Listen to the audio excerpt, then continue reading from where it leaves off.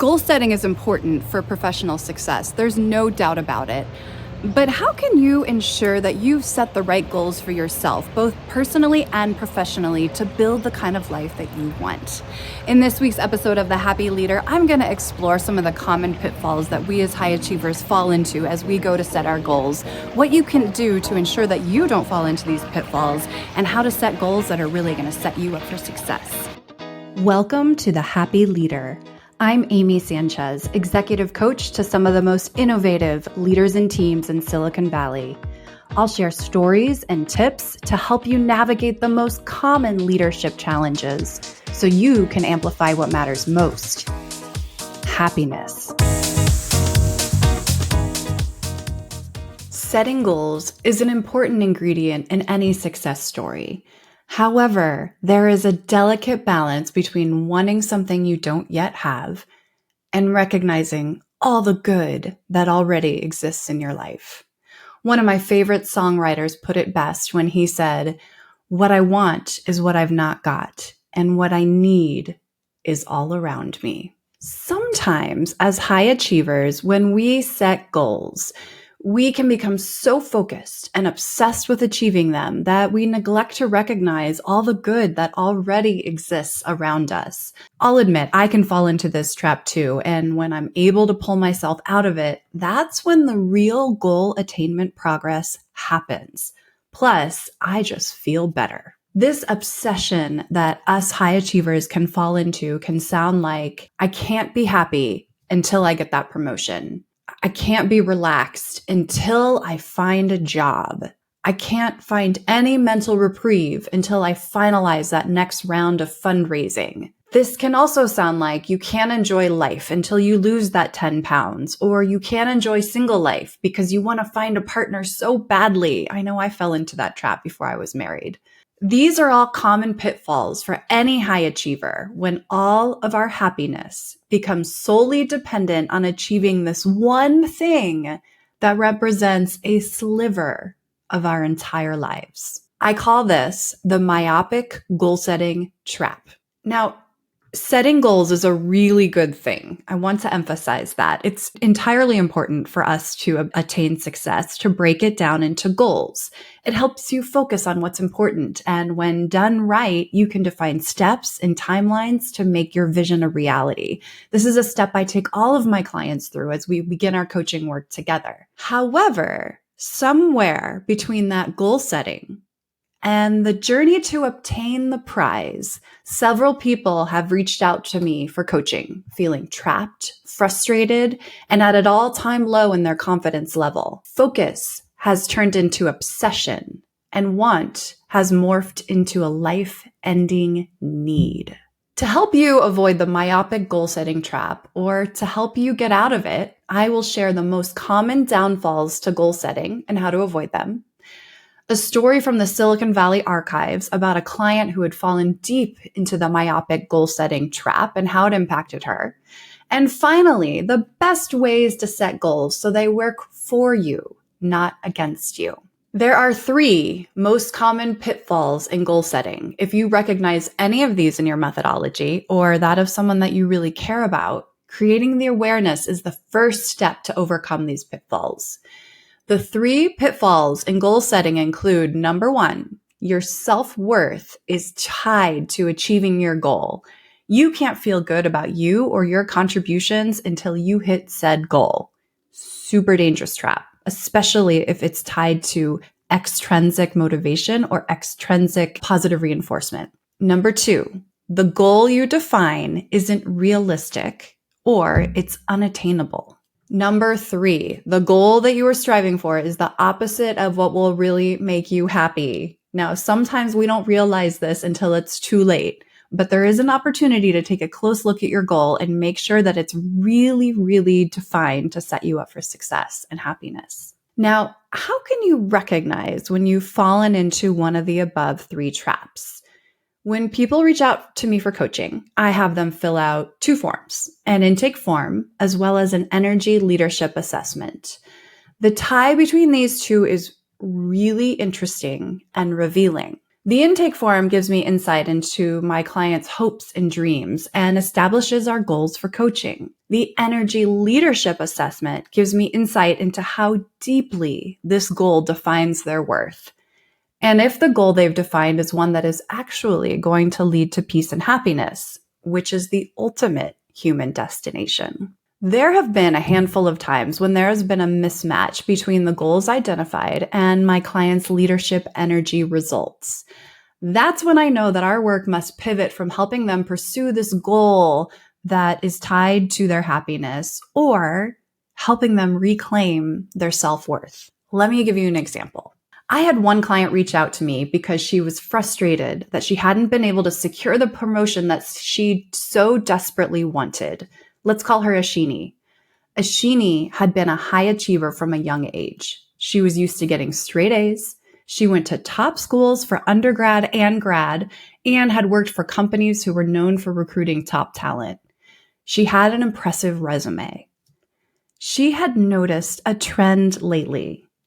She was heavily recruited and promised the world. Then when she got into her new role, all the meaty work went to her counterparts and she was left with the transactional, non-strategic work, which left her extremely unhappy and questioning why. She left one company for another, thinking this pattern was company specific, just to have history repeat itself at her new company.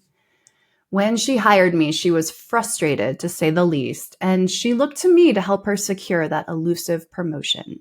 As I prepped for our first session, I noticed just how deep this unhappiness had become. To the question, what brings you the most joy in life right now, that I have every client answer before we start working together, she had replied with one word: nothing. On a scale from 1 to 10, how happy are you in work? Her answer was a 1. Her energy leadership assessment also revealed that she was stuck in the 2 lowest levels of energy, both in times of stress and in normal times, which are the 2 areas that this assessment measures. These 2 lowest levels of energy are characterized by apathy and victim thinking and anger. Her everyday outlook on life had been dominated by how miserable her situation felt. I knew after seeing these 2 inputs that the first step of our work together would be to help her reclaim a sense of control and confidence. She couldn't change the events around her without first recognizing her power and influence and reclaiming her confidence. She needed to see the path forward to enable her to step into the role that she really wanted. You see, Aashini had developed a dangerous mindset early in life. She had become so used to external praise and recognition at school through grades and at work through performance reviews that she had tied her intrinsic worth to these events. In the absence of them, she felt incompetent, unworthy, and unsuccessful as a person, not just as an employee. Our work started with untangling her worth from the opinions of her superiors at work.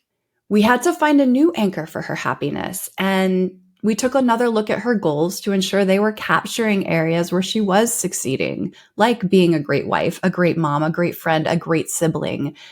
This helped to restore her self-worth and help her redefine her relationship with work to a much more healthy one. Giving herself credit for things outside of work where she invested so much time and energy was paying off, and it would help her regain her confidence. That in turn would change the way that she showed up at work. Instead of eluding a tone of anger and resentment, she would show up as engaged and happy. Coupled with delivering high quality work, showing up the right way sets the deck for a positive career trajectory. Aashini had been so focused on one small sliver of her entire life for so long that the lack of progression on this goal had become a self-fulfilling prophecy. It made her miserable, and therefore she showed up at work carrying that chip on her shoulder. Being angry and defensive at work nearly never leads to promotion, but it's so hard to see ourselves in this hole. We set to work redefining her goals to see the bigger picture, and through that work, set her up to finally achieve the goal that she'd been obsessing over. But by then, the goalpost moves, allowing her to measure her success through a much healthier lens, where her self-worth was intact, regardless of her goal attainment and external validation. If you can relate to any of this, or if you've seen this in somebody that you're really close to who you want to help, here are some things that you can look into. To help ensure that you are setting yourself up for success as you set up your goals, try this. Think about the goals that you've identified to date, both in life and at work. Write them down and take a close look at them. This exercise could take you no more than 30 minutes. As you look at your goals, ask yourself 3 questions. Number 1, is achieving this goal tied to my self-worth? Number 2, are my goals holistic, or are they only focused on one element of my life? For example, only work-focused, but not inclusive of health, family, friends, community, etc. You want to make sure that your goals cover the gamut of your life so that as you attain them naturally through your day-to-day where you're choosing to devote time and energy, you're giving yourself credit for that. And number 3, are my goals realistic and achievable given the current landscape of my life? Depending on how you answer these, they will help you determine where to spend more time and energy in tweaking your goals. As you know, no matter how good your strategy is, if you're focused on the wrong goal, you are not setting yourself up for success. Taking 30 minutes out of your life to take a good look at your personal goals and business goals will help ensure that all the time and effort that you're expending on a daily basis is focused on the right area and that you're giving yourself credit for a job well done across all areas of your life. A great tool to reference to help you with this is the Energy Leadership Assessment that I talked to you about earlier. We'll call this the ELI for short. In the ELI, there are 7 levels of energy, and identifying which one shows up most often for you in life can serve as an important input to help you determine if you're bringing the right filter or lens to your life to help you achieve your goals. I'm going to drop a link in the show notes with these 7 energy levels so that you can take a closer look at them. If you want to take the ELI, just contact me through my website, swim-against.com, and we'll set up time to read through your energy leadership results and use them to explore what goals would most serve you at this junction in your professional career. In the meantime, don't forget to give yourself credit for all the things you're doing in life, not just in the areas that you're measuring. Thanks for listening to The Happy Leader. If you would like more information about me, Amy Sanchez, and our executive coaching and team leadership services at Swim Against the Current, visit swim-against.com. And if you liked this podcast, help others who could use the support find it by giving us a rating. Until next time, life is short. Stay happy.